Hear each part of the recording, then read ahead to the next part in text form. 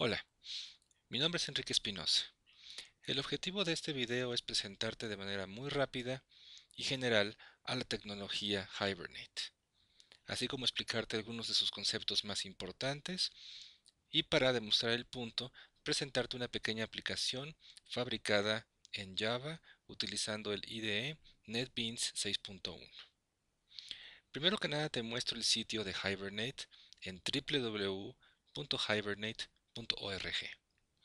Este sitio nos muestra la siguiente gráfica. En ella se nos presenta la idea siguiente. Tú y yo debemos de programar varios programas para conectarnos a la base de datos, para establecer que la conexión tuvo éxito, recuperarnos en caso de errores, revisar el driver de JDBC, entablar la comunicación con un estatuto, emitir el query, en su caso recoger los datos que fueron extraídos de la base de datos o bien revisar el estatus de la inserción o algún tipo de operación que no recopila datos, revisar que la granularidad de la base de datos sea la correcta y que no vayamos a dejar un agujero de seguridad, además de cerrar las conexiones una vez que hemos terminado.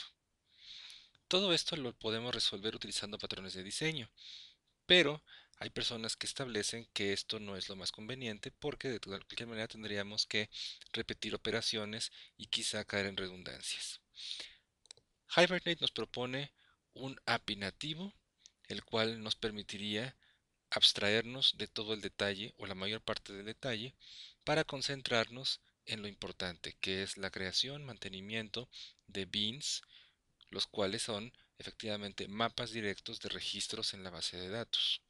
Para eso, Hibernate nos ofrece una librería completa con aplicaciones para abstraernos de esos detalles que ya mencioné y realizar tareas interesantes como es extraer metadatos en XML o generar transformaciones en XML, generar anotaciones para aún hacer más expedita la labor de programación reutilizando código, utilizar de manera más eficiente el API de persistencia de Java, o bien integrar esta tarea de base de datos con infraestructuras o frameworks como Ajax. Hibernate nos propone entonces abstraernos. ¿Cómo lo logra? Veamos el siguiente ejemplo en programación en NetBeans.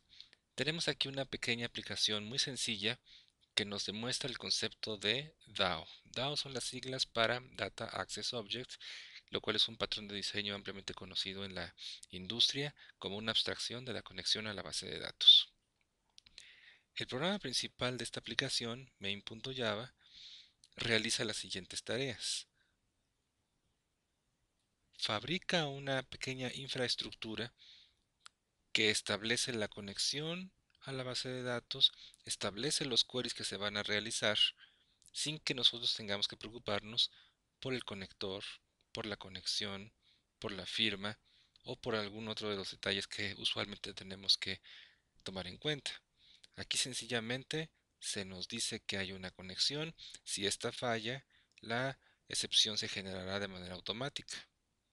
Nos concentramos más bien en una clase que hemos llamado Simple Event DAO.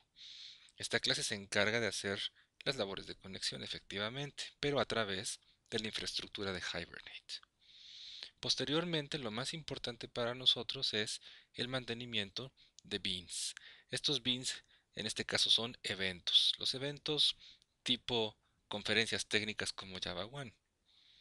Esta clase de evento fue generada a partir de un par de atributos de una clase con sus correspondientes getters y setters, que son métodos para el acceso e interfaces de la información.